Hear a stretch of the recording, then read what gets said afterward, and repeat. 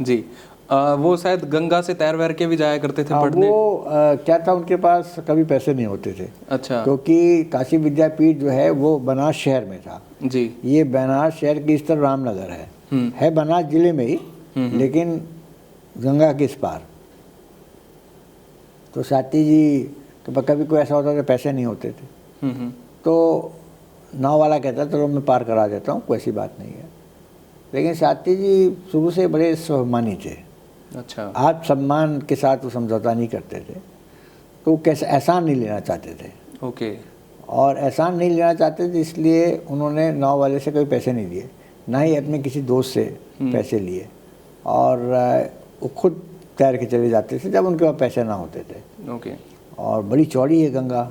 हाँ, वहाँ तो बड़ा विराट रूप बड़े है अच्छे, बहुत अच्छे तैराक थे वो। और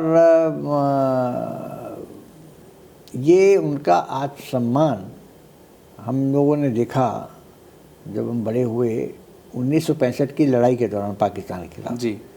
जब उस समय के राष्ट्रपति लिंडन जॉनसन ने उनको चेतावनी दी कि अगर आपने ये लड़ाई बंद नहीं की तो हम आपको गेहूं देना बंद कर देंगे। उस समय गेहूं अमेरिका से आयात होता था, हम इतना बनाते नहीं थे। जी।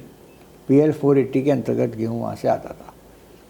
साथी जी को बड़ा लगा कि ये तो बहुत बड़ा हमारे देश के साथ के स्वाभिमान के साथ ये खिलवाड़ कर रहे हैं। तो उन्होंने देशवासियों का आह्वान किया कि हम हफ्ते में एक समय भोजन ना करें। अच्छा। तो इस कमी को पूरा किया जा सकता है। और उन्होंने उनके आह्वान पर सारे देश ने सोमवार के दिन शाम को भोजन करना बंद कर दिया और वहाँ से गेहूं आयात करने की आवश्यकता नहीं पड़ी।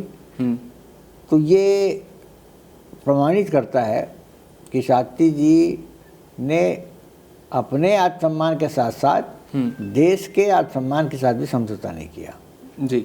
शायद इसी घर के लोन में बनाए थे, उगाए थे। उन्होंने ये भी देशवासियों का आह्वान किया कि भाई आप घर में किचन गार्डन जितना उगा सकते हैं आप उगाइए, जहाँ गेहूं उग सकता है उगाइए। तो यहाँ पे उन्होंने खुद, क्योंकि देखिए एक अच्छा नेता वही होता है जिसके कथनी और करनी में फ़र्क ना हो। बिल्कुल ठीक बात है। तो उन्होंने कहा, तो उन्होंने उसको करके भी दिखाया। आप फोटो देखें तो साथी जी की फोटो है हल चलाते हुए। हाँ, एज प्राइम मिनिस्टर। तो इसी मकान में वो हल चलाया उन्होंने। सब तो गेहूं उन्होंने बोआ और वो गेहूं जो हमारा कई साल तक चलता रहा उनके निधन के बाद भी। तो